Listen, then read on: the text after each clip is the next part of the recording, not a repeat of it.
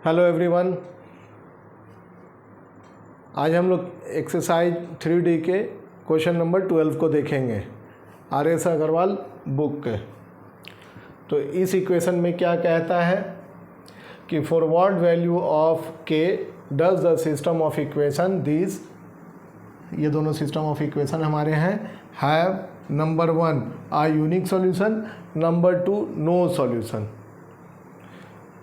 तो k के किस वैल्यू के लिए k की वैल्यू क्या होगी कि हमारा इस इक्वेशन का एक यूनिक सॉल्यूशन आ जाए या इसी इक्वेशन का नो सॉल्यूशन आ जाए, तो वो k की वैल्यू क्या होगी। तो यूनिक सॉल्यूशन के लिए आप जानते हैं कंडीशन क्या होता है। यूनिक सॉल्यूशन के लिए कंडीशन क्या है, a1/a2 not equal to b1/b2। Condition पता है ना, लर्न है। ये कहाँ से आया है, कैसे आया है, पता है। अगर नहीं पता है तो आप ज़रूर से हमारा इंट्रो क्लास देखें, part 1 part 2 on linear equation in two variables, हमने वहाँ क्लियर किया है। और दूसरा इक्वेशन नो सॉल्यूशन के लिए क्या कंडीशन होती है हमारे पास, सॉल्वेबिलिटी कंडीशन क्या है नो सॉल्यूशन के लिए कि a1/a2 is equal to b1/b2 is not equal to c1/c2। क्यों होता है नॉट इक्वल टू c1/c2, क्यों होता है, वो हमने इंट्रो क्लास में सारा डिस्कस किया है। आप ज़रूर वहाँ से देख लें कि ये कंडीशन क्या बतलाती है। मीन्स अब देखिए, नो सॉल्यूशन के लिए तो हमारे लाइंस पैरेलल होंगे और मीट नहीं करेंगे तभी हमें नो सॉल्यूशन मिलेगा। तो पैरेलल के लिए स्लोप सेम है, तो हमारा ये दोनों कंडीशन स्लोप सेम स्लोप के बारे में बताता है। और ये लाइंस डिस्टिंक्ट है, मीन्स अलग अलग है, वो हमारा ये कंडीशन बताता है। इसको हमने डिस्कस किया है, आप ज़रूर से देखें। और यूनिक सॉल्यूशन के लिए क्या है, हमारा दो लाइन कहीं किसी फिक्स पॉइंट पे मीट करेगा तो हमें एक यूनिक सॉल्यूशन मिलेगा। Got it. तो आइए देखें कैसे बनेगा ये, इसे सॉल्व कैसे करेंगे। ये हमारा दो इक्वेशन है। पहले इक्वेशन को हम लोग क्या करते हैं कि पहले उसे देख लेते हैं कि वो हमारे स्टैंडर्ड फॉर्म में है कि नहीं है। तो xy इज इक्वल टू सी हमारे स्टैंडर्ड फॉर्म में है। ओके, जब हमारा इक्वेशन स्टैंडर्ड फॉर्म में रहेगा तब हम क्या करेंगे कि हमें वो कंडीशन शो करनी है। तो उस कंडीशन के लिए हमें a1/a2 b1/b2 की वैल्यू मालूम होनी चाहिए, तभी हम वो कंडीशन शो कर सकेंगे। तो पहले हम सबसे पहले a1 निकाल लें। a1 क्या है, फर्स्ट इक्वेशन का x का कोफिशिएंट a1 होता है, फर्स्ट इक्वेशन का y का कोफिशिएंट b1 होता है। तो y का कोफिशिएंट क्या है 2। फर्स्ट इक्वेशन का इक्वल टू के बाद जो लिखा हुआ है वो c1 होता है, डेट इज 5। a2 क्या होता है, सेकेंड इक्वेशन का x का कोफिशिएंट 3।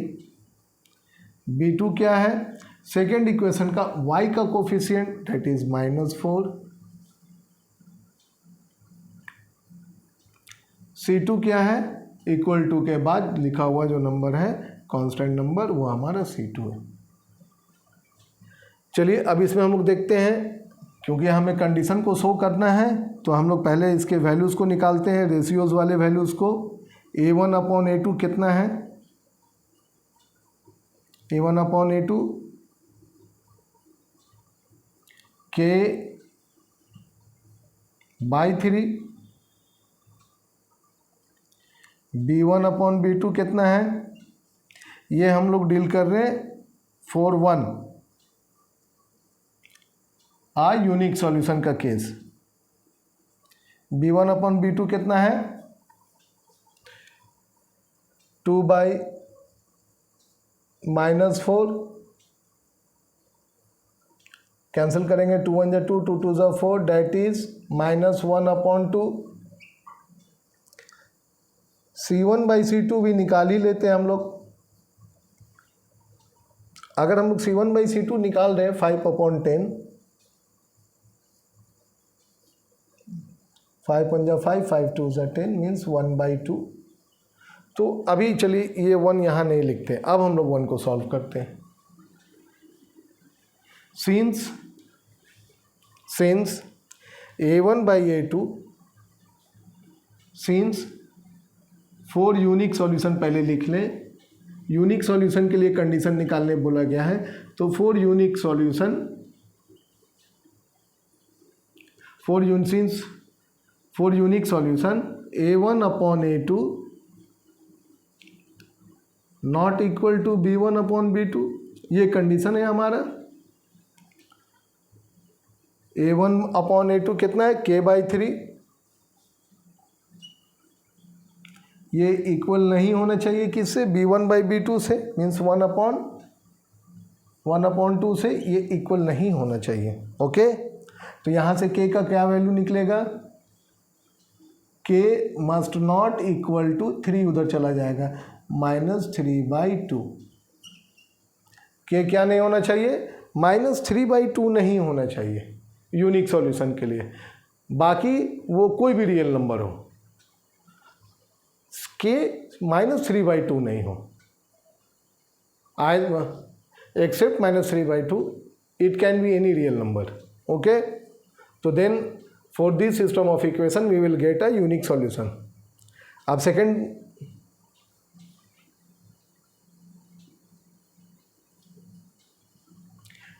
के लिए क्या कंडीशन है हमारा, for no solution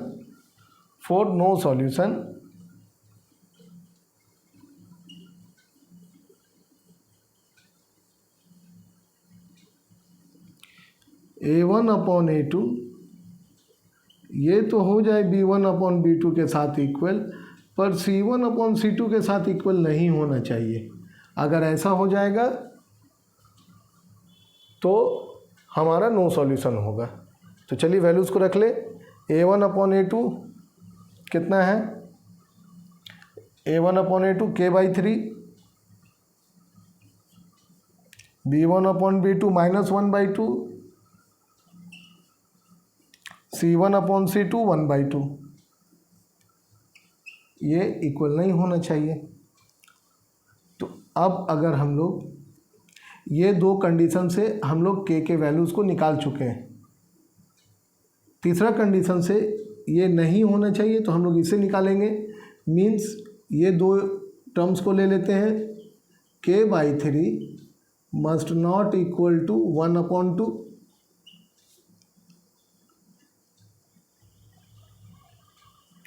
unique solution के लिए है, और ये मस्ट नॉट, इसको छोड़ देते हैं मस्ट नॉट वाले को, यहीं से निकाल लेते हैं हम लोग, फर्स्ट 2 से ही ये वाले को छोड़ देते हैं मस्ट नॉट वाले को। यहाँ से k/3 is equal to 1/2 -1/2, means k is equal to -3/2। ये इसलिए निकालें कि एक बार हम लोगों ने देखा -3/2 के लिए यूनिक सॉल्यूशन मिल जा रहा, ये जब नहीं होगा तो हमारा यूनिक सॉल्यूशन हो जाएगा, और ये जब होगा मीन्स 3/2 होगा तो कोई यूनिक सॉल्यूशन नहीं होगा, मीन्स नो सॉल्यूशन का केस बन जाएगा। Lines are parallel and distinct, got it. क्यों हमने वो उसको निकाला, इसलिए